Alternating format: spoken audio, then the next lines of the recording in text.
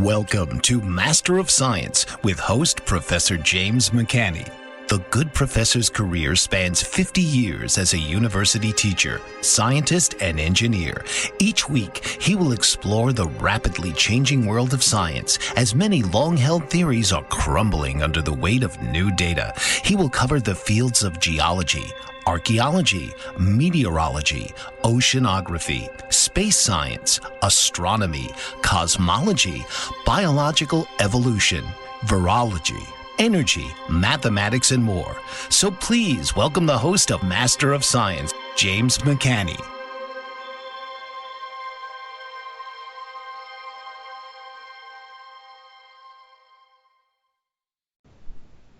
Good evening, everybody, and tonight I'm having some difficulty with the video, so I'll lead in with this audio, but tonight's show very special. Recently I've been running old videos. Now these come from what I call historically important videos that were remastered. Of course, these were captured on like old VHS tape. And in fact, one of them was done professionally with a full-scale studio, but what they call cellulose tape, which was literally like VHS tape, 3M tape, but wide format, and that was called Astronomy for the 90s. And I'll show that video probably in a future show. But tonight, what I have is from 1986, and what you'll see is me as a much younger person, in fact about 39 years ago, close to 40 years ago. And so let me put this video into perspective. From the time I left Cornell in 1981, I was a fairly famous person internationally in the scientific community. And I was in, for example, 1982, Los Angeles, looking for funding for my electromagnetic propulsion systems, which were very unique at the time, very advanced, much over any kind of inertial propulsion systems or rockets that existed even today. And then I was famous for my work on comets was very widely seen, let's put it that way, in spite of the fact that the Cornell astronomy department tried to snuff me out. I was quite famous. And so I was on a first-name basis with people at, for example, Goddard Space Flight Center, Los Alamos, other national laboratories, and in the military, what I call military science or Tier 1 science. And so, by the way, in 1986, this was before most scientists today were even born, that you'll see in universities, etc. And so what happened is I was invited to go to Los Alamos National Laboratories to give a talk on my plasma work, high energy.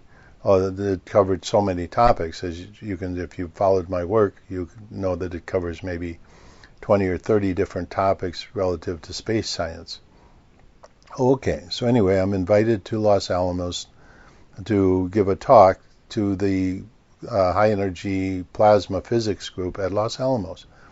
So I go there on the designated day, and in the morning, my talk is in the afternoon. It's like 2 o'clock in the afternoon. I go there, and as an activity, so to speak, they put me in with the high energy bomb group, and they were doing basically death calculations based on nuclear explosions high up in the atmosphere and what the radius of kill would be. They were doing statistics and analysis like this. And I'm just sitting there watching. And a number of these people were World War II relics, literally, at that time, with the big wide wool pants, World War II clothes, literally, wearing them, the skinny little ties, the plaid shirts, and reminding you this is in the middle of the desert, where, of course, they have air conditioning. but with thick, heavy accents, German and Russian accents. So these scientists were resident there. So then we go to lunch, and it gets time for my talk, so I get all my materials ready, and I go to the conference room that they have set up, and it's fully set up with cameras. And they're going to record this for posterity. And the room would hold maybe 20 people, something like that.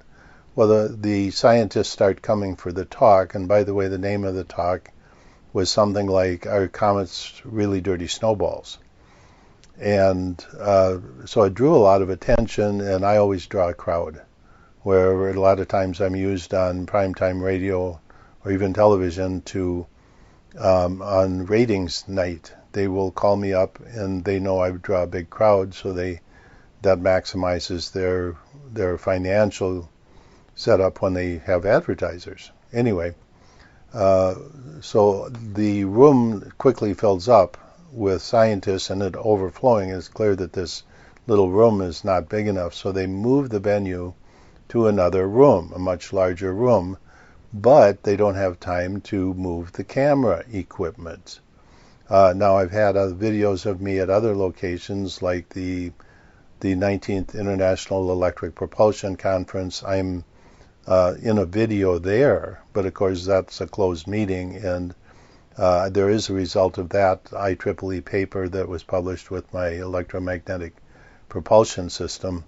And but anyway, getting back to Los Alamos, so we moved the venue to another room, and there's no camera equipment there. So a day later, when I returned back to my own studio, I set up my own camera, my VHS camera, and I videotaped a shortened version of my talk. When I got to Los Alamos, my talk was set for about a 2-hour period. It had ended up running around 3 hours. And just to describe the scene a little bit, we go into the rooms, start my talk, and of course there's, in a group like this, there's always some wise guys, let's put it that way. They're PhDs, they're scientists, they earned their stripes, they got the big job, highly respected in their field, but they're also wise guys. They got a big mouth, and everybody's got to put up with it. Well, I've been, up to this point in my life, I was young, but I could control these audiences because I had been in military meetings. I had been in high-level science meetings surrounded by angry NASA scientists, so I knew how to handle them. So I shut these guys down very soon. And so they didn't interrupt me, and I kept going, and the whole talk ended up about 3 hours. And I looked around after the presentation. I said, okay, let's open it up to questions and answers. And these people were slumped down in their chairs, and they were like, this is 50 of the top plasma physicists in the world at the time. And they're slumped down in their chairs, like exhausted. I had worn these people out, and this one guy from the back row yells out, "Man, you got a lot of balls." And that was an exact quote, by the way. And so the meeting ended, and the people filed out of there kind of like, they were, I could see they were just worn out. I'd worn them out. And so, like I say, a day later, when I got back to my own studio, I made the following videos. So you'll see me with the same clothes, everything as the talk at Los Alamos. So this was a reproduction, but it only lasts a little more than an hour. And with that introduction, I'll turn on the video here. And just remind you, tonight I'm having issues with my camera equipment here. And so you'll just hear my voice. And then if you're listening to this on a podcast, I would really recommend that you watch this in the video version on one of the video platforms, the YouTube platform, or my Patreon channel platform, where you can go join. It's patreon.com/jmccsci.com. Or no, I'm sorry. It's patreon.com/jmccsci, 7 letters. And that'll get you, and then they will insert a C before that. It'll route you to my actual Patreon page, and that's a good way for you to support me. is become a Patreon member of my channel, where all of my shows and a lot of additional information will be posted. So without further ado, here we go. We're going to see the video. This is from 1986. Me as a much younger person giving the rendition, a summarized version of the talk that I gave at Los Alamos in 1986.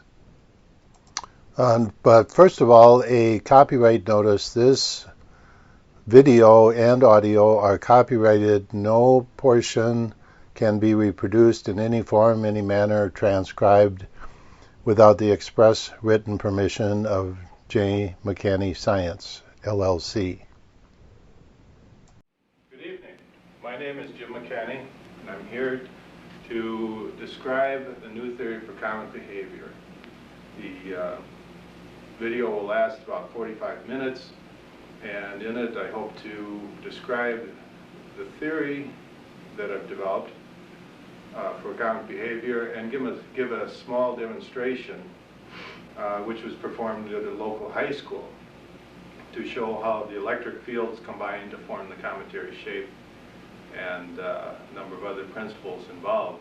The other point of the video is to put the new comet theory into perspective in the development of theories for cometary behavior, and also put it into perspective with the theories that have been developed and the data that's been gathered for the evolution of the planets, since they're very intricately related, as we'll see.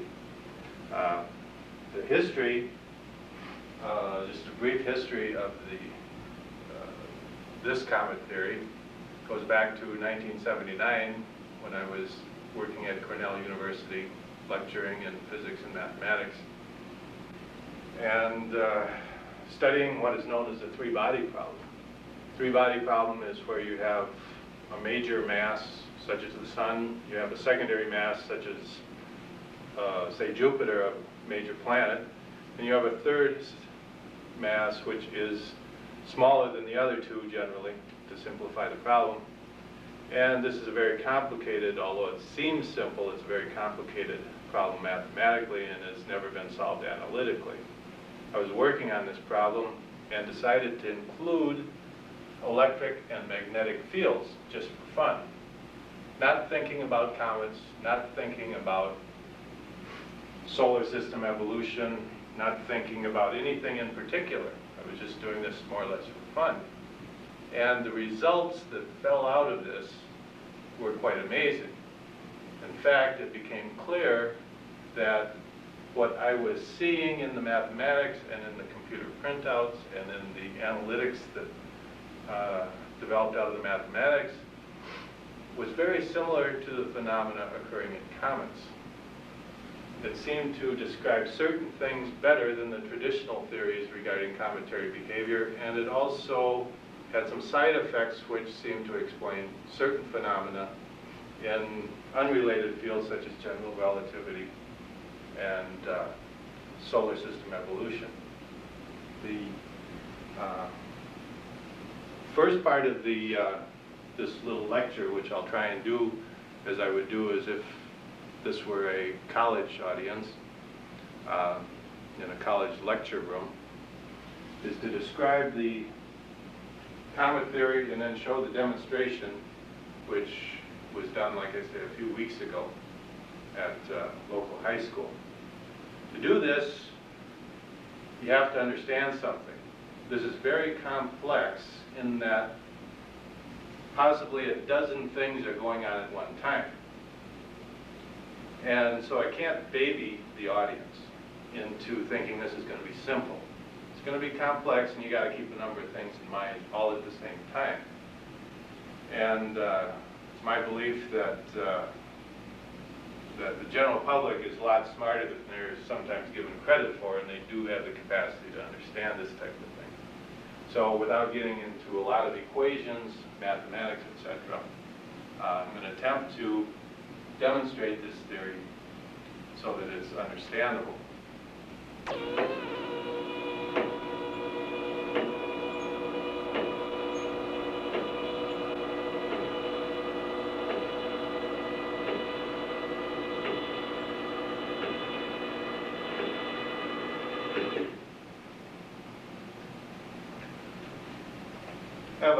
primitive diagram on the board here illustrating the solar system out to Jupiter. And let me go through this and describe the essentials which are required to put the theory into perspective. We have the sun here. We're looking down at the solar system from the top. In other words, the sun is spinning this way and everything in the solar system is spinning this way in a counterclockwise direction. The sun is spinning in this direction on its axis, which is indicated by this point here. The sun is spinning this way. And now we know that there are rings which are dust or gases. They're not certain of composition at this point, but which are in this region between Mercury and the sun. Here's Mercury, the planet Mercury, rotating in its orbit around the sun. Venus is the next planet out. Then there's Earth, also rotating or in its orbit around the sun in the same direction. Here's Mars, the next planet out. Then we have the asteroid belt, which is a conglomerate, a belt of asteroids or small chunks of planet which occupy the region between Mars and Jupiter. Then, a few years ago, there was a set of rings discovered which lie between Mars and Jupiter, and then the planet Jupiter. And of course, beyond there are the planets Saturn, Uranus, Neptune, and Pluto. And later, I'm going to talk about the gas planets, Jupiter, Saturn, Uranus, and Neptune. They fit in a category which we call transition planets. In other words, they're not really terrestrial type planets with small atmospheres and large solid cores. They have relatively smaller solid cores, very large atmospheres, and they exhibit star-like properties. Yet they're not lit. They're not visible, say, to someone in another solar system. They're not ignited, although we're going to attempt to show later that they, in fact, are producing fusion in their atmospheres. This is based on a paper that I published in 1981 dealing with the star-like nature of Saturn. Now, to go into more detail, the sun, of course, is a small star, maybe a medium-sized star, depending on who you talk to. The point is that there is a great deal of radiation pouring out of the sun. Part of that radiation is in the form of light, ultraviolet light in every wavelength in the electromagnetic spectrum, from infrared all the way out to high-energy X-rays. Very intense radiation coming off of the sun in the form of light, electromagnetic radiation. Another thing that's pouring out of the sun is very high energy particles. These are electrons, protons, and ions, which are generated in a solar furnace, and they're pouring out in all directions out of the sun. Now, the main point here, in the crux of this entire theory, and of a number of other theories which emanate from the basic concept, is that, let's retract a little bit. It's always been believed by traditional astronomers that outer space is electrically neutral. That is, there are the same number of electrons as protons and ions. Electrons are negatively charged, protons and ions are positively charged. And their assumption has always been that there are equal numbers of electrons and protons. That is, the total charge pouring out of the sun in what we call the solar wind, the total charge is neutral. That is, the negative charges cancel the positive charges to give an overall neutral solar system. My contention, and also the results of space probe data, indicate that there are more protons in the solar wind. This leaves the sun with a net negative charge and produces a capacitor effect out to way beyond Pluto, where the solar wind ceases to have any effect. And this can be verified in a number of ways. the assumption that has generally been made up to this theory by the general astronomy community has been, of course, that space is electrically neutral. Electricity and electrical effects actually don't exist in the solar system. And the standard reason for this that is always given is that if any charge existed out here, you have all this free plasma, protons, electrons, ions. If any charge accumulation existed out here, you would quickly accumulate the opposite charge and it would be neutralized. Well, that's true, but they didn't consider the fact that the sun has the ability to separate charge, just like a battery. In other words, what I'm saying is that the sun's ability to separate charge has never been recognized. And in fact, we'll show that many, many phenomena around the sun indicate very strongly that the sun is doing just that it's pouring out more protons than electrons. And that leaves the sun with a net negative charge. That builds up a capacitor around the sun. A capacitor is in a traditional sense, is an accumulation of one type of charge over here and another type of charge over here. And that's generally what we call a capacitor. And that the sun is doing this as a result of the fusion process that is occurring in its atmosphere. Now, the result of that is that the example I always like to use is something that people have used in their backyard. It's what is known as a bug killer. I'm not sure if there's a technical name for it, but anyway, it's a fluorescent light with a grid around it, which usually runs at around 5,000 volts. And then out from that, you have a grounded grid. And what happens is the bug is attracted to the fluorescent light. As we all know, they are attracted to light at night. The bug flies in between the capacitor grids and zap. The bug's presence in that capacitor discharges the capacitor. Because by virtue of him being between the two capacitor plates, that's just enough to make this capacitor discharge.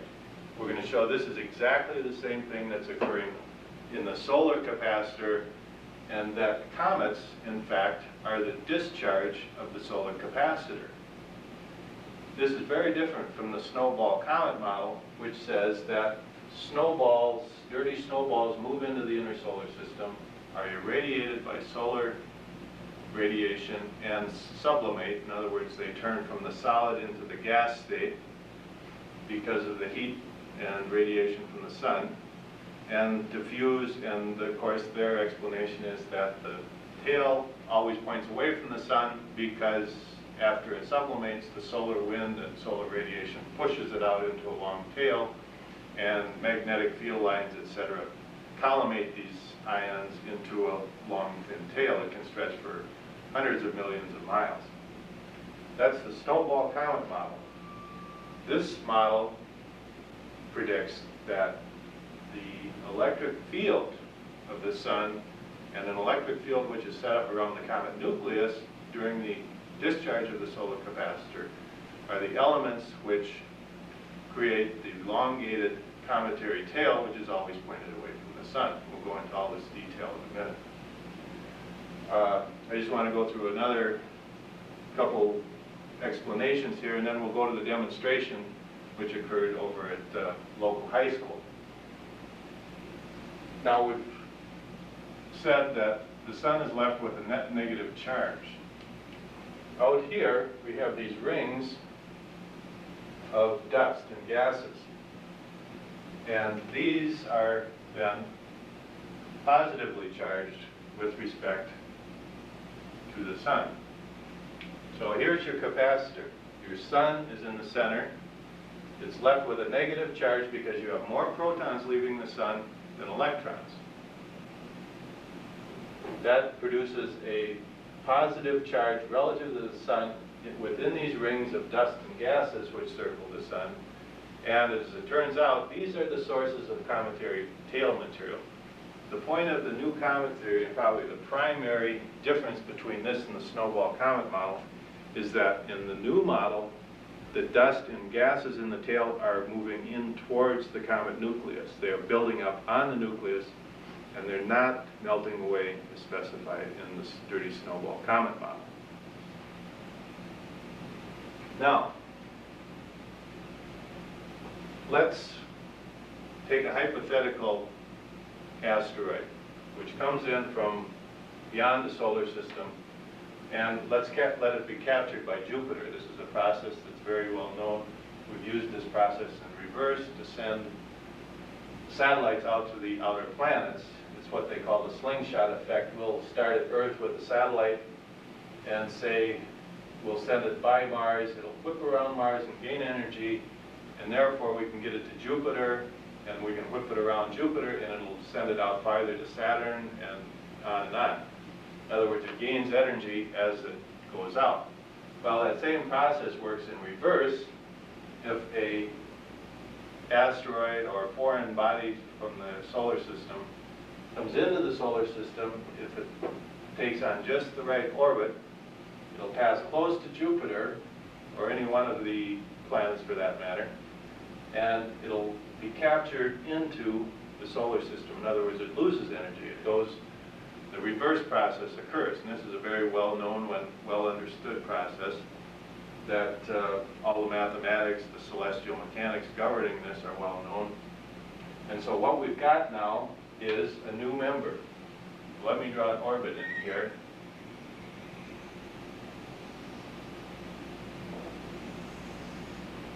We've got a new member of the solar system.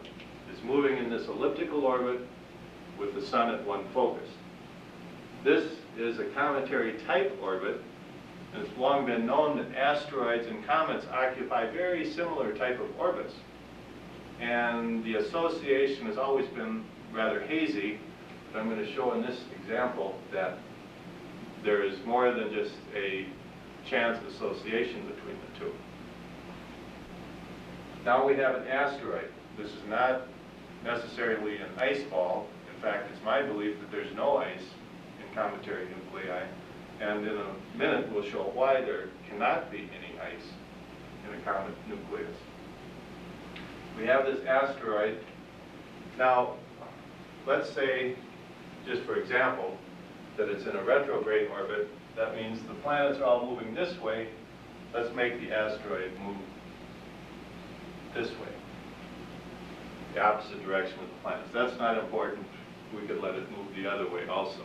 Depends on the capture route that it came into the solar system by. What's it doing here in this orbit? It's cutting across our capacitor. In other words, it's like the bug. You have a capacitor plate here in that ring, and you have a capacitor plate here in the sun. What's it doing? It's doing the same thing the bug did in the backyard bug killer. It's crossing into a capacitor, and what's going to happen to that? If it does it just right, it'll be able to discharge the capacitor. Now, it may not discharge all the way from the sun out to this ring. More often than not, it performs a local, what we call a local discharge. Let me use a red color here to indicate what's going to happen. In a discharge, let me erase the area around here so we can draw some pictures. Here's the comet nucleus. Let me extend the ring down here, which is positive relative to the area to the inside. When this discharge occurs, what we have is a current flow along this line.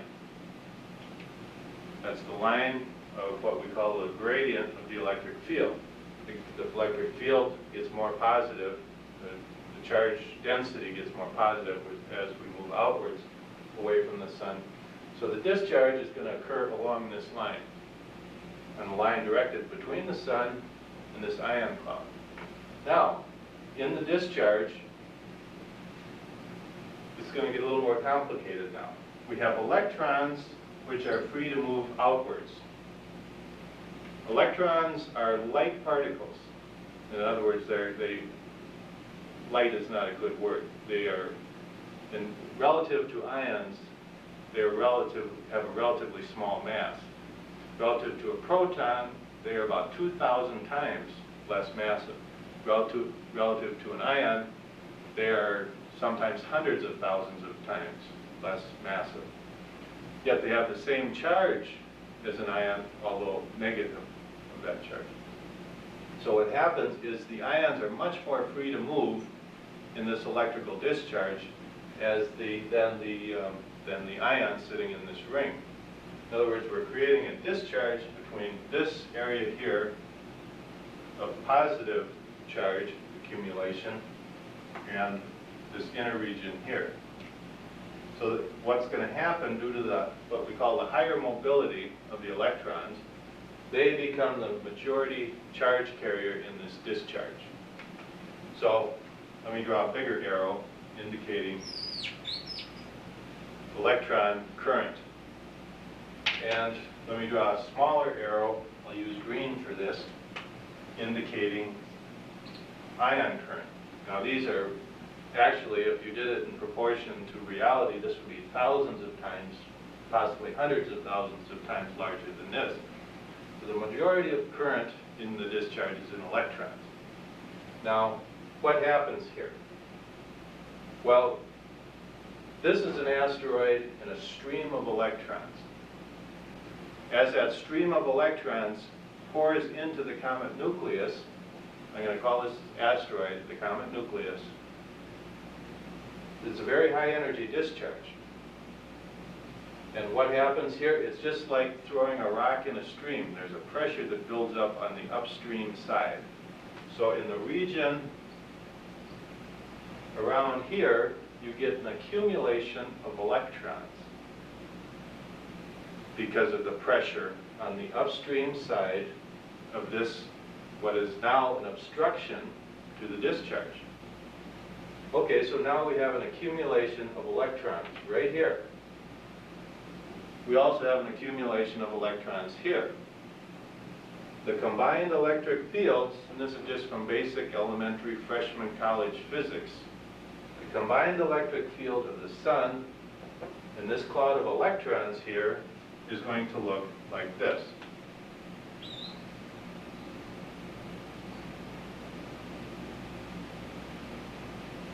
Look familiar?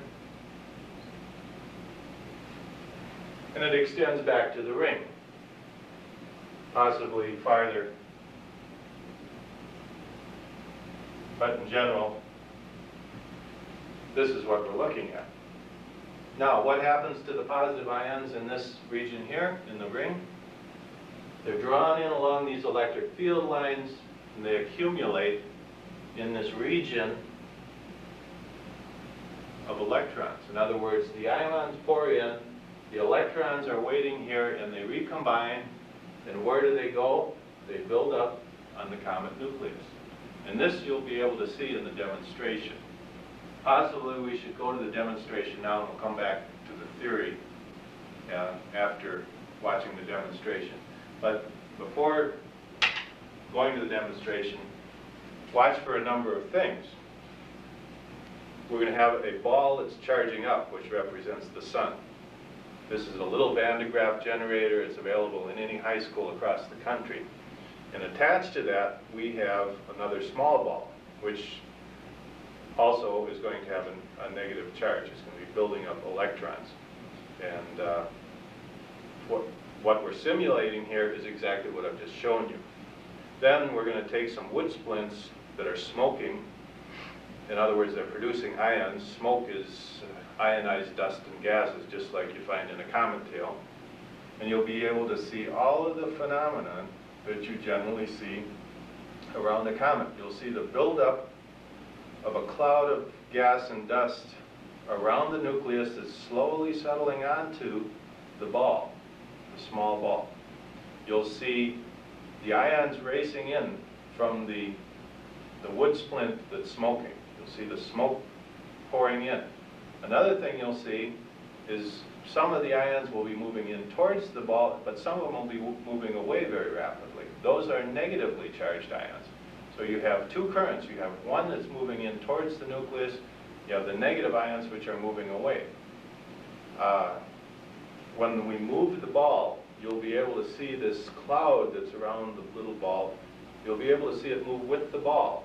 And at the end of the demonstration, we take the ball and you can see that it's totally discolored.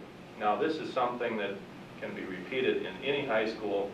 You know, it'd be a good demonstration, in fact, for your local high school class. So with these things in mind, let's go to the demonstration, then we'll come back and talk about it some more. Maybe pick the demonstration apart in pieces and talk about it in terms of what I put on the board, and then we'll go to some more detailed diagrams and discuss more of the ramifications of the comet theory. What happens to these things? They're building up matter, they're not melting away, so we have to account for this. What are they becoming? We're going to show that they're becoming new members of the solar system. In fact, they can get very big, and they can become planets, moons, and most of them become asteroids.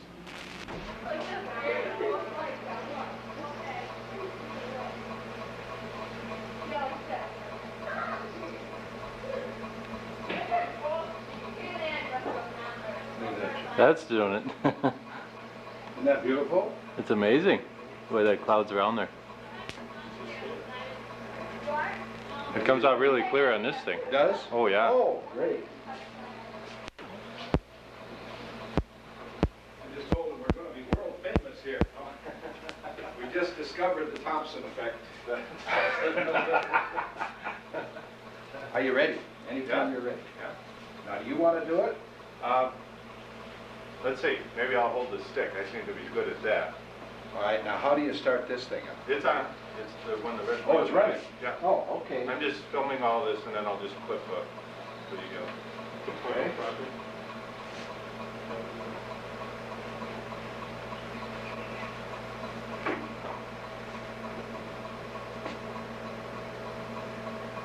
Well, that really is going, isn't it?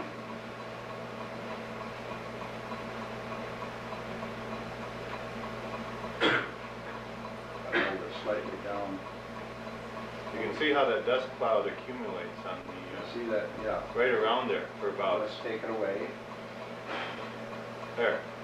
Blew it away there. Let's try it again.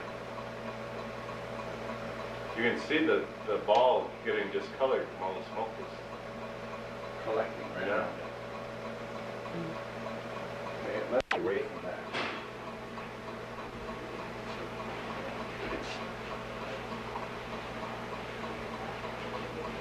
There we go. Now it's clouding up around here. Can you see it in there, John? Yeah. Look at how it swirls around there. Yeah, you can also see the smoke from the, I can also see the stick and the smoke moving away. Oh, I got all that in there.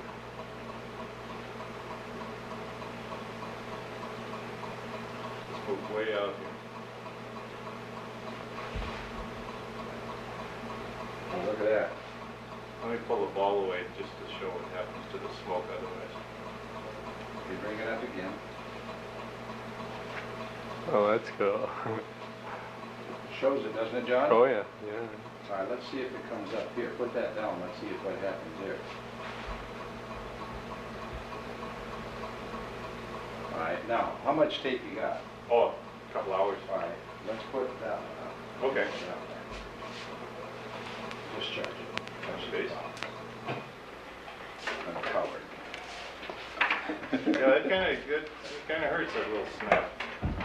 Go with that. Let's take this off. Oh, okay. You think this ball works a little better? I don't know. Let's try it. You know, you never That know. one snaps more for some reason. Yeah. I think it gives you the illusion that it's charging more. But the physical size is about the same. Yeah, they are. But it's worth it to try. If Lori Lostness is in the building, please call 318. Lori Lostness, call 318. Is that okay? Yep.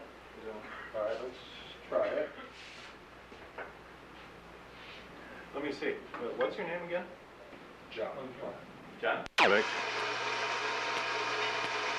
That's just the focus. Okay, yeah, should be set. Okay. Oh, hey, this is much better. Okay. Not much snapping. I don't know. You just pull the camera around. Huh? Just one? Oh, okay. Oh, look at that.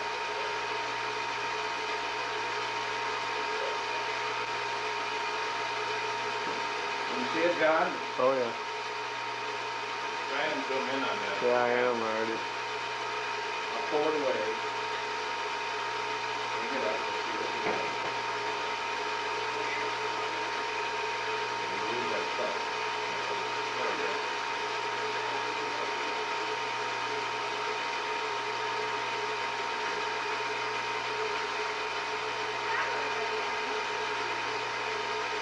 Why'd you put back in that camera?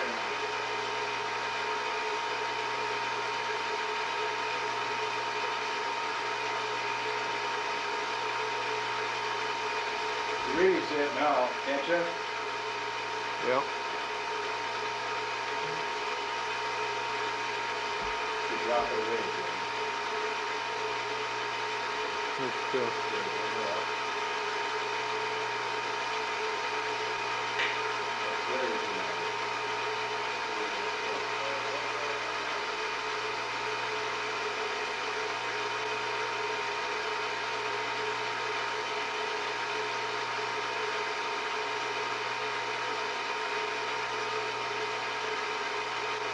Well, that should illustrate what you want, right? Yeah. I think that's great. That's great.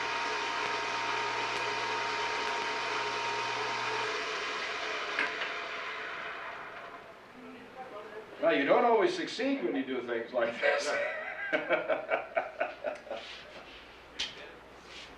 Yeah, I didn't know if we could get the right amount of stuff accumulating, but look at this, look at the color of the ball now. You're gonna have to clean it off. Well, let's just cut it. Let me show the, Got grease. it's kind of sticky, huh? Let's clean it off. Let's see the towel. See if you can, this is interesting, because you can see the, Lift that top off. Okay. see the dirt on the towel here. Yeah, you can see the carbon on there. So you know it went over there. Yeah. I'll plug that I mean, now we're back again. I just wanted to show you the board here one more time before going to some further detail. Remember that we said that because of the excess current of protons leaving the sun, this leaves the sun with a net negative charge. The rings which surround the sun, there's a set of rings between Mercury and the sun, and there's a set of rings between Mars and Jupiter. And from history, we know that there's a thing called the zodiacal disk. It hasn't been very active for quite some time, and in my lifetime I've never seen it. But there is historical record of a disk that surrounds the sun, and its gases and dusts that move in an orbit around the sun in the plane of the planets. In other words, the ecliptic, what we call the ecliptic. And this is a primary source of comet tail material. Now, way beyond Pluto, there is a big cloud. It's a much more diffuse cloud. And one thing that I might mention now is that if you get a discharge between the sun and that cloud, this is what I call a total discharge of the solar capacitor. You're discharging everything between the sun, all of these rings, all the way out to that donut-shaped cloud, which is beyond Pluto, which we've seen around dozens of other stars. And If you get that type of discharge, you can have tremendous mass buildup on a cometary nucleus, and these things can become very big, very fast. This is a big comet, and the ramifications of such a comet existing in the solar system, in the inner solar system, are tremendous. In other words, what you have is a new member of the solar system evolving within the other planets, and you run into a very big problem. If it's on an orbit like this,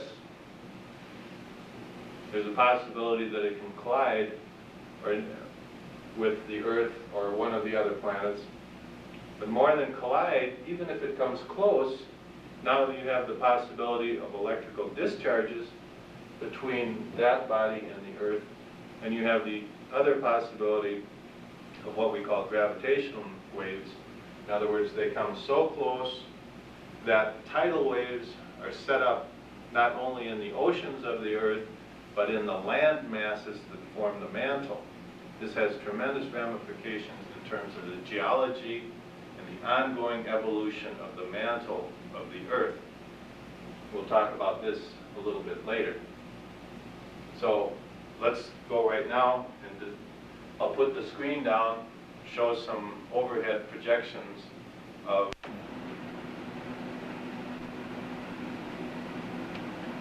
this is a diagram from a paper that is now submitted for publication. This shows all of the things that we're talking about. This is a fully developed cometary discharge, what I would call a small comet. The name of the paper is Dynamics of a Small Comet. Here we have the electrons and protons streaming out from the solar wind. The electrical discharge is occurring along this line here. We have the charge accumulation. Here's the comet nucleus, a very small, relatively small object in terms of the total size of the comet cloud. We have the electric field lines, these large bending lines that come out of here. These are the electric field lines. The big dark arrows indicate the ions pouring into what I call the recombination zone, which is right here. The general comet shape that we see is just this part right here. Occasionally, you see what is generally termed a sunward spike. And what that amounts to is this inpouring of electrons interacts with dust and gases in this area and makes them fluoresce. And very visible on certain comets, especially comets that get close to the sun. This has been observed probably at least a dozen times in comets that approach the sun. So here we have the electron discharge, and note what happens to the electron discharge here. As it approaches the comet nucleus, it sees the negative charge that's building up around here, and it fans out around the nucleus, as you can see. And then it pulls itself back together as it moves out past the nucleus. This is what's known as the pinch effect, the ability of an electrical current to pull itself back together again. Now, what happens to the solar wind? When the solar wind moves into this electric field that's built up around the comet nucleus, the positively charged ions and protons will be drawn in to the negatively charged nucleus, and the electrons pour out this way. So what you see is a strange mixing of the solar wind. And the cometary ions are moving in around this region, and they're conglomerating or accumulating onto the nucleus. Now let's go to the next slide and take a little closer view.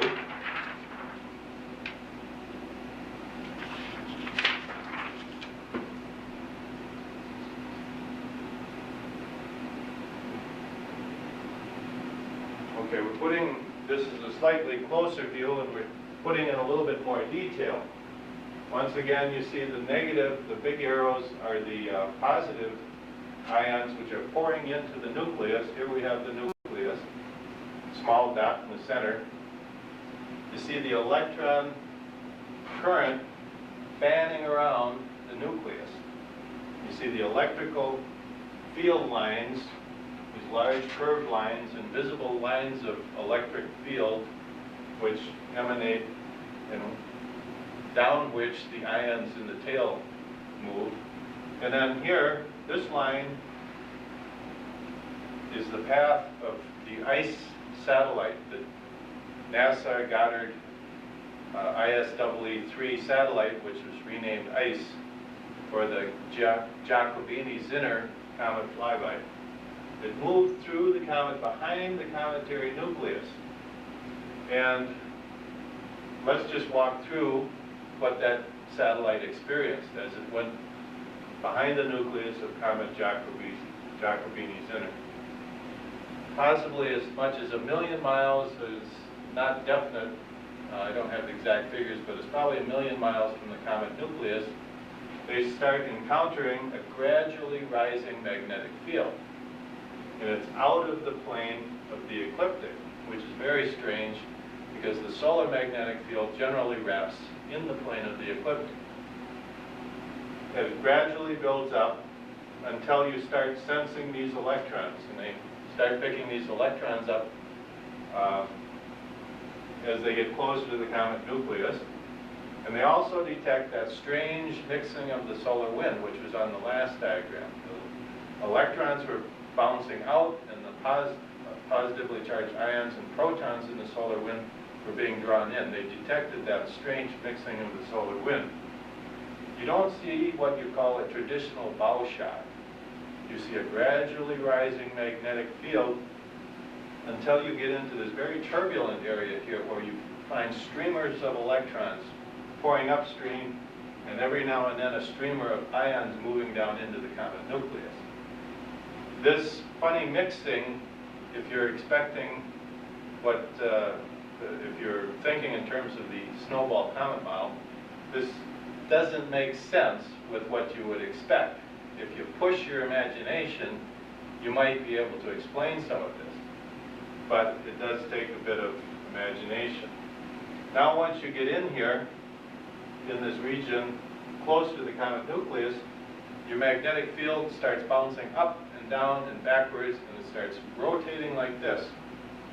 This is due to the fact that you have electron currents and proton currents and ion currents moving in a localized magnetic field.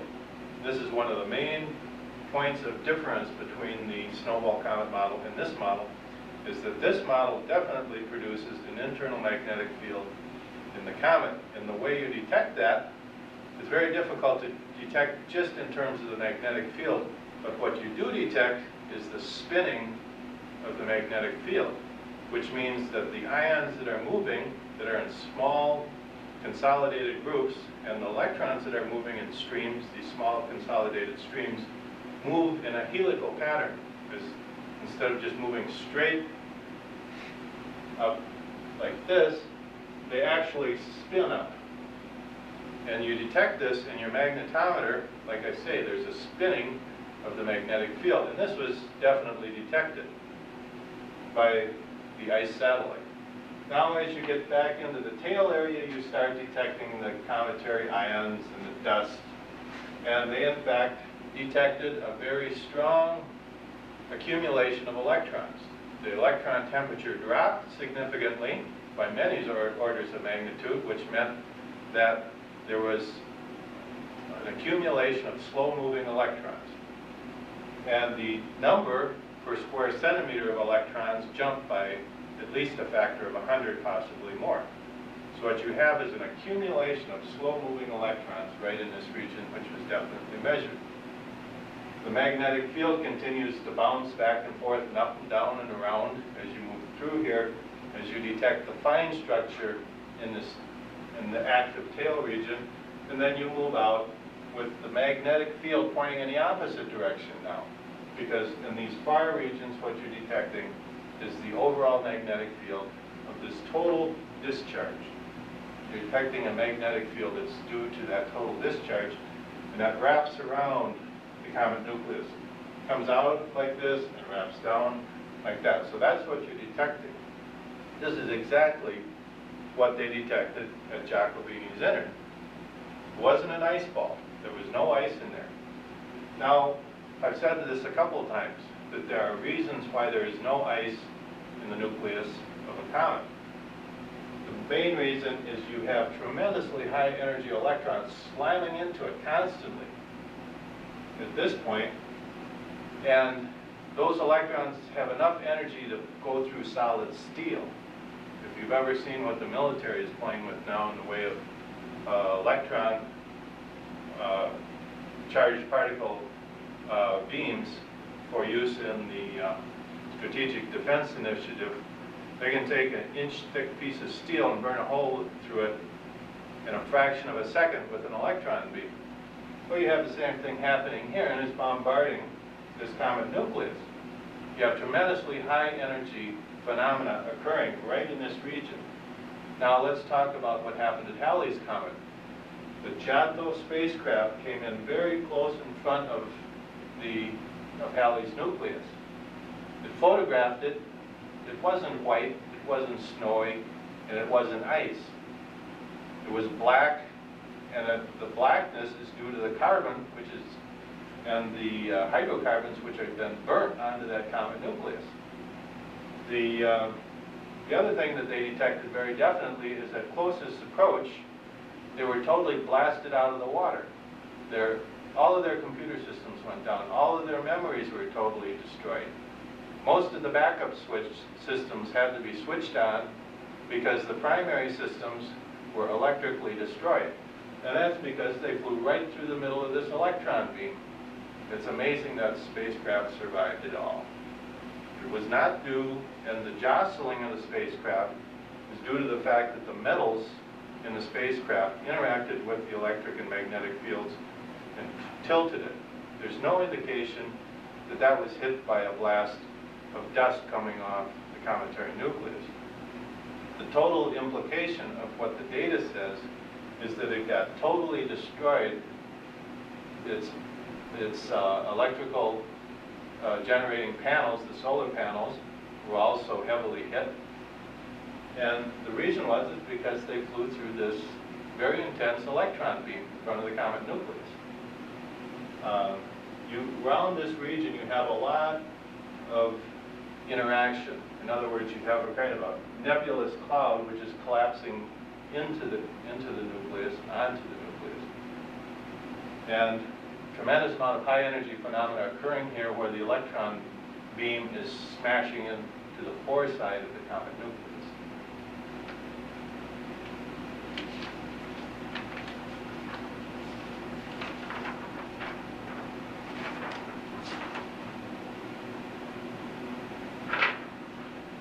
These are some diagrams, or and photos of, let me start at the top, let me start at the bottom.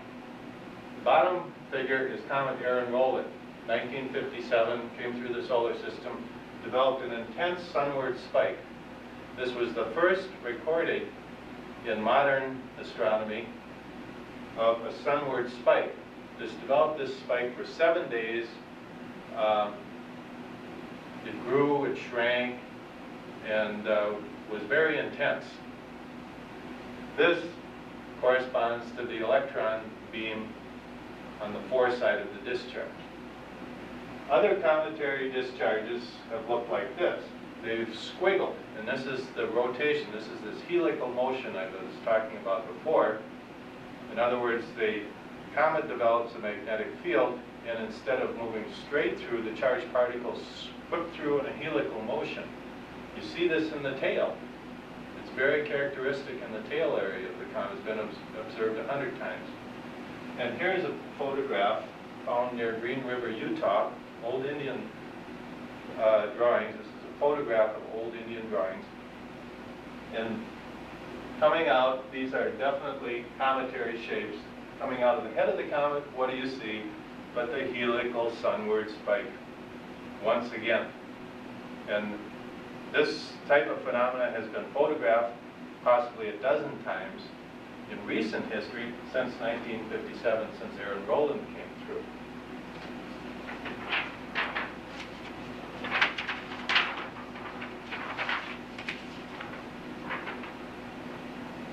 Here's a page which is taken out of one of the early Comet papers published in 1983, which indicates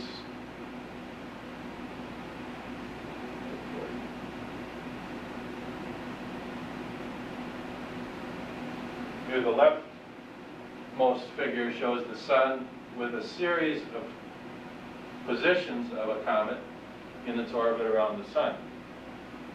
Now you can see that the tail always points away from the sun, common characteristic that we all know about. And you can see the various structures. At times the comet has more structure than other times. Over here, there's a diagram relating to the mathematics involved in the size and shape of the comet related to the electric fields. And here we have a diagram showing the various sizes of comets that would develop. This is the sun. This is the comet nucleus, which is the same size in the ABC diagrams. Now, if there's a great deal of charge on the comet nucleus, the whole structure of the comet is going to be very big, like this. If the electrical charge around the comet nucleus is smaller, it's going to look like this, and if it's smaller yet, it's going to look like this. So the shape of the comet coma and tail depends on the size of the electrical charge that builds up around the nucleus. And this explains a number of the basic phenomena which are observed when comets come in and circle the sun and go back out on their wandering orbits.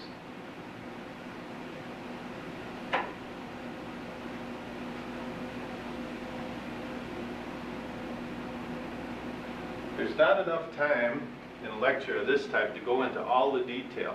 The pages that are published on this new theory runs for probably, well, what I call the three-part Comet paper, runs for 80 pages. It has over 100 references and footnotes.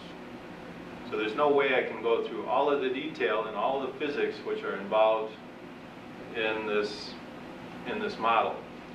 The paper on Saturn and the other related papers are also get quite involved. But the thing we can do is discuss some of the results. The next thing we should do is talk about Saturn, because Saturn is a beautiful example of all of these things happening in a nice, neat little package. So, this figure did not come out on the tape there, so I'm going to show this figure again, this photograph, because it's so interesting. This is a photograph taken by Gary Smith of Winsinger Enterprises. He's a photographer who's spent a lifetime taking pictures of the Indian rock paintings around the Green River, Utah area. This is fairly close to the Grand Canyon. This is where primitive American Indians lived thousands of years ago. And this one is from a cave wall.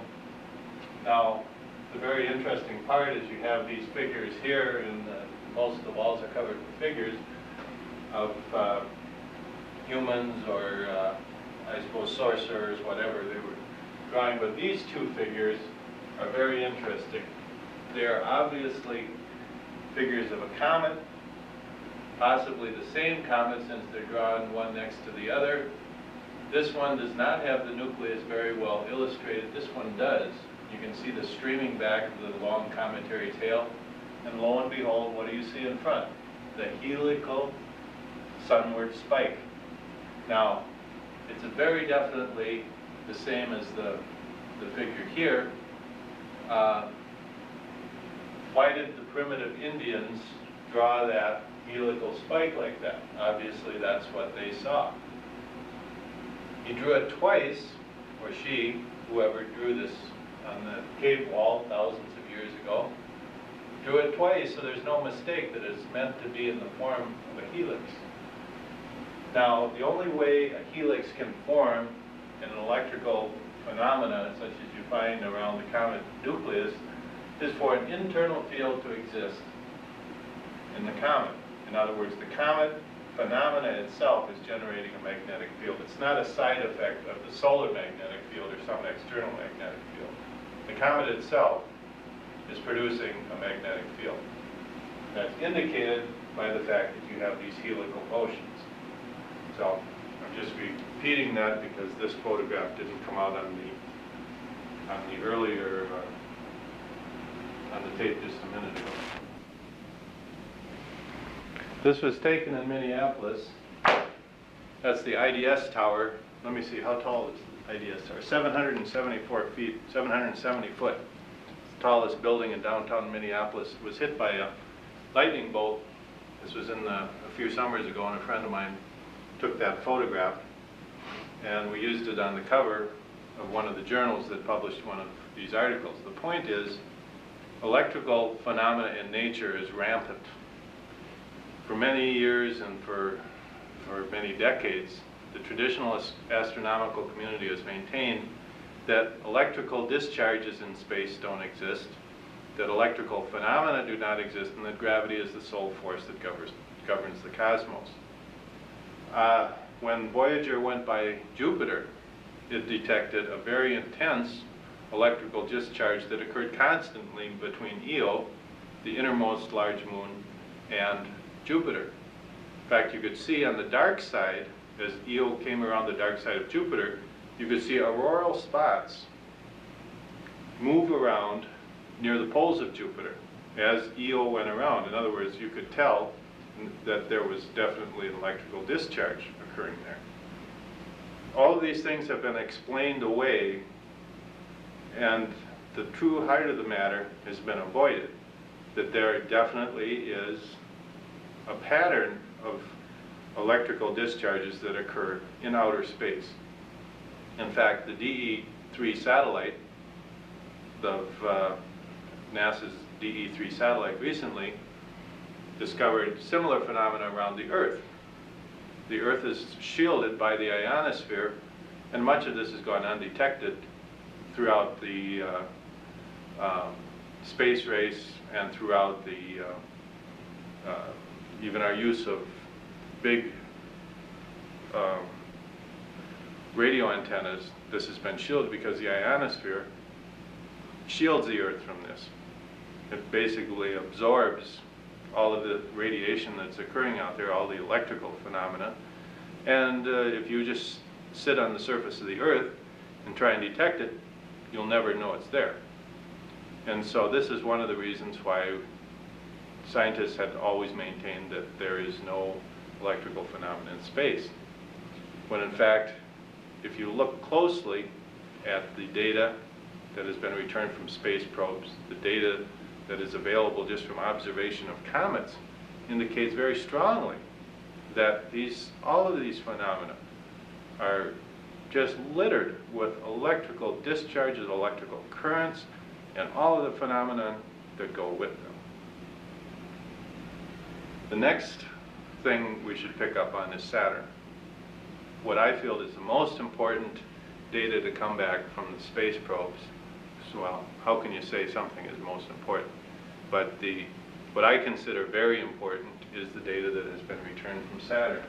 And I'm very disappointed in the scientists who have clouded this data trying to maintain theories which obviously don't fit in an effort to maintain their position as scientists in control. I think this is wrong. I think personalities and personal history of publication should not get involved in the interpretation of data, because obviously we're discovering new things here, and we have to leave the future open to new things. We can't lock ourselves into theories, this theory or any other theory, at the expense of future discoveries. And this is wrong, and it's been happening too many times, and in fact, that's what this video is all about. Because if the scientific community worked as it should, there should be no reason for me to stand here in front of this camera making this video. This should all be handled in the normal course of scientific publication, the normal course of moving new concepts through the scientific structure, but it just doesn't work. It's bogged down in traditionalism, the need to maintain what has traditionally been held, and that's wrong. And for some way, we have to overcome that so it does not happen in the future. In talking about Saturn, I decided to do something. The original drawing that I had on the board with the sun and the rings and the planets out to Jupiter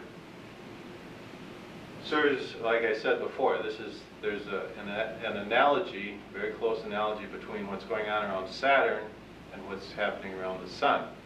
Saturn is a much better example than Jupiter, which is doing the same thing. Saturn is a much better example because you have the big ring system. And we'll show that a number of the phenomena around Saturn are very explicit. They're very similar to what's happening with the cometary discharge, etc. So what I've done is I've left the original drawing on the board of the sun and the solar system, and what I'm going to do is just replace the word sun with Saturn.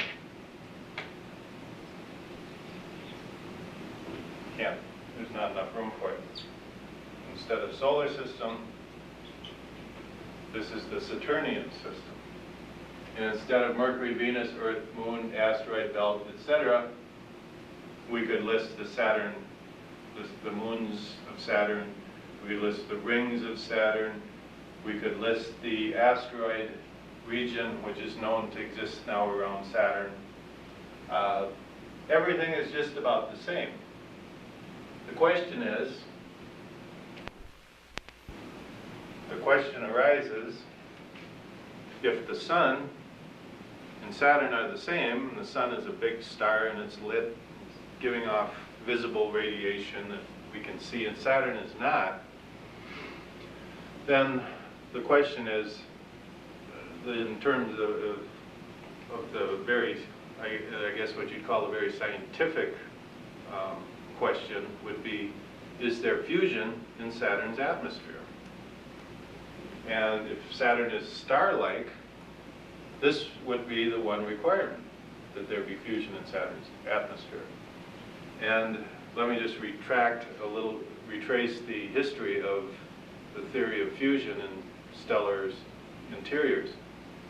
Hans Bethe, of course, won a Nobel Prize for explaining how the fusion process works in stars. He claimed that deep in the interior of the star, due to the tremendous gravitational pressure down deep in the center of the star, the atoms were crushed together and they got close enough and the heat was intense enough to kick off the fusion reaction, and then the star expanded and began burning. And this is what kicked off the fusion reaction in the star. Well, if fusion is occurring in Saturn's atmosphere, and Saturn is producing all of the side effects that the sun has, the electrical phenomena, the discharges, the extra heat coming out that has been measured by Voyagers, the question is, how is Saturn producing fusion? Because it's much too small. It doesn't have enough gravitational pressure in its interior to produce the forces necessary to kick off the fusion reaction. Well, the answer is that the fusion in Saturn is occurring, but it's being kicked off by energetic lightning bolts, which have been detected in Saturn's atmosphere. This is occurring by something known as the pinch effect. Now,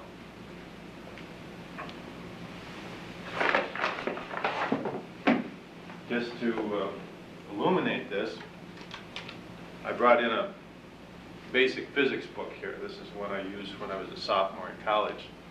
Foundations of Electromagnetic Theory by Reitz and Milford. Let me get the edition This is the second edition. This is your basic college electromagnetic theory course. Page 281, it discusses the pinch effect, and it is the tendency of a high current discharge to create fusion. What happens here in this photograph is you can see that the current has the ability to pull itself together, and that's what we were talking about in one of the early diagrams, is that generally if you have electrons moving like this, they tend to repel each other. But if the current in that discharge is high enough, it'll actually pull itself together. And if you have a high enough current, actually it's not that great. About 1,000,000 amps is sufficient. And we, in fact, have that level of current in lightning discharges on Earth. And the lightning discharges in Saturn's atmosphere are thousands, hundreds of thousands of times greater. The reason we don't have fusion occurring in Earth's atmosphere after a lightning bolt hits is because we don't have the hydrogen and helium and the fuel for the nuclear reaction, where in fact the atmosphere of Saturn and Jupiter and Neptune and let's see what the gas planets, Saturn, Jupiter, Uranus, and Neptune, their atmospheres contain all of the elements you need for fusion to occur. You have all the makings of a star in Saturn.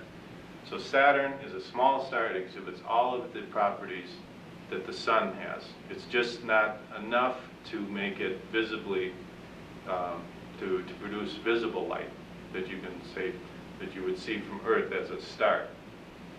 That's not to say that in the distant past, Saturn didn't glow like a star. In fact, it probably did. So did Jupiter.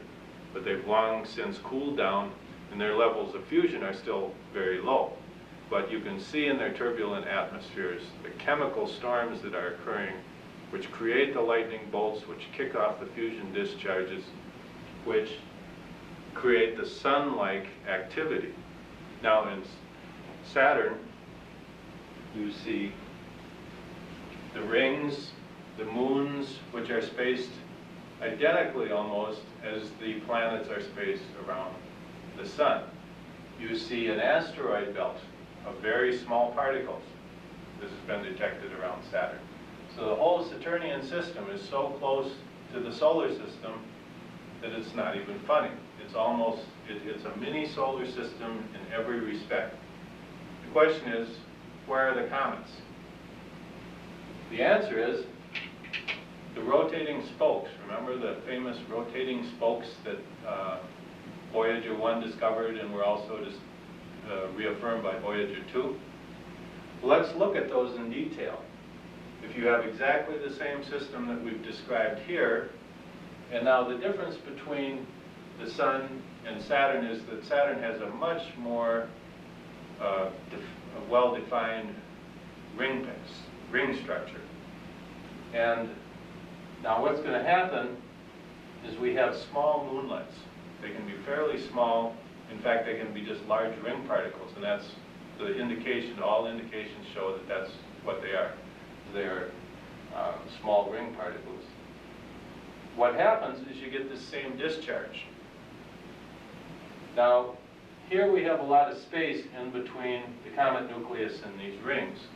What happens if this discharge occurs in the middle of the Saturnian rings, that big broad band of rings? Well, let's take a look. The discharge lets go. In other words, the discharge occurs. Here's a small ring particle, medium-sized ring particle, let's say. The discharge occurs, the accumulation of negative charge occurs here. The combined electric field, the green lines here, are set up around the moonlet. And what happens? It starts pulling in first the small particles that are closer, and then with time, other particles that are farther away get drawn in. So what you would see is a blackening of the rings. In other words, the ring particles are being drawn in a line that extends out from this moonlet. And this is going to rotate around Saturn, and eventually they only last maybe one rotation around around Saturn, and then they disperse. So you have exactly the same thing. I call that the shadow of the comet tail, because it's drawing in the material and it actually leaves kind of a little shadow. The spokes were darkening of the ring. In other words, they recognized from the information that came back from Voyager that the small dust particles were the things being drawn out of the rings, which made that long spoke-like extension in the rings, which rotated around Saturn. And so you have comet phenomena, the cometary discharge occurring in Saturn's ring. It's very clear. There have been explanations given of this. I could go into detail on that, but I don't want to downgrade or talk negatively of my competition. I'd rather just speak in a positive sense about my own work. But you can see, the point is, you can see in the Saturnian system everything that you want to study about comet phenomena, about planet formation, about ring development, about how the comets draw material out of the rings. You see the asteroid belt accumulating, just like the asteroid belt around the sun, and on and on and on. The last thing to talk about is the ramifications of the new comet theory. In other words, you have these comets, they're not melting away anymore, as specified in the snowball comet model, but they are accumulating the tail matter. They're building up, they're becoming bigger. They're not going away. So you have to account for these in a consistent theory for solar system evolution. So what you have are new members of the solar system which are being built up, and you have to account for this. And so you have a new theory for solar system development along with the comet theory. This is probably why it's not very popular. Not only do you step on the toes of the people who are very powerful in the scientific community who support the snowball comet model, but you also step on the toes of the people who say that the solar system all developed at one time 4.5 billion years ago and nothing has happened since. This theory says that that isn't true. That new members of the solar system are constantly being brought into the solar system. Another thing that it says, and this steps on a few people's toes, is that comets can get very large in very short times, astronomically. In other words, some of the calculations in the papers, published papers that are published, indicate that within possibly 1,000 years, a major planet can be brought into the solar system and placed into a nice, neat orbit. And how does this occur? Well, it's the tail drag. As the comet moves around and drags in this tail, that changes its orbit. And the mathematical results indicate that the tail is circularizing the orbit.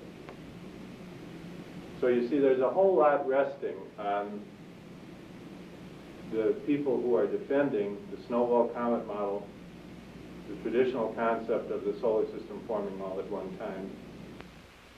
Data that's returned from the Russian, the French, and the American space probe that went to Giacobini's Inner. The Russian and French probes went to Halley's Comet. The data that came back from those did not indicate an ice ball, a delicate little ice ball sublimating with a fine, low-energy cloud of gases, as has been specified for years and years in the published papers, which all of us can read in the scientific journals. That's not what the data said. The data indicated a high-energy phenomena. The nucleus wasn't ice, it's black. And just the fact that the nucleus is black throws out 95% of all the papers that have been published on the snowball comet model, because now you have a dense material that those gases have to push through, and that the solar wind has to penetrate to get to your ice. The snowball comet model in its previously published form no longer works. All of the theory, all of the mathematics, all of the descriptions of how the solar wind and the solar radiation interacts with that naked ice ball, all that's out the window. And for someone just to say, well, it still works, no. You have a whole new ballgame. And for anybody that has any intelligence at all to accept that, it's unfortunate. Also, it's not simply the photograph of the nucleus that's of major importance. It's the magnetic fields. It's the high energy particles that were detected. It's the internal field of the internal magnetic fields of the comet nucleus. And it's the Giotto spacecraft being blasted electrically as it crossed in front of Halley's nucleus. All of these things tell us that it's not a docile little ice ball melting in the confines of outer space.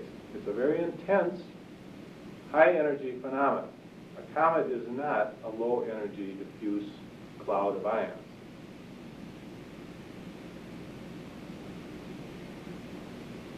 So the implications of the new comet theory on the traditional astronomical world are very great. It's sort of like the domino principle. And unfortunately, you have people who have staked huge monetary claims, vested interest in their professional name, and in the literature, in the popular magazines and TV programs, in their funding from government agencies, in their respectability with their peer structure, the other scientists in the scientific community. You have professors who have taught this for years in their classes and university level. They've written books about it for the general public, and they've made a lot of money recently off books which have been sold to the general public. So there's a tremendous amount of what you call vested interest in the snowball comet model. This is why you will never hear certain people, or I doubt if you will hear certain people recant on this point, because the implications are too great. The snowball model, if the snowball comet model goes, so does the 4.5 billion year old solar system. A little bit too much crow for these people to eat. And I'm afraid that I'm not interested in that, because science cannot wait around for these type of personal, these people to overcome their personal difficulties. Science has to move on. Science should not be interested in all of these other things. And we find that the things that have controlled scientific thought are really not scientific processes. The scientific method has been totally averted for all of these other extraneous reasons. And that's why I'm greatly disturbed.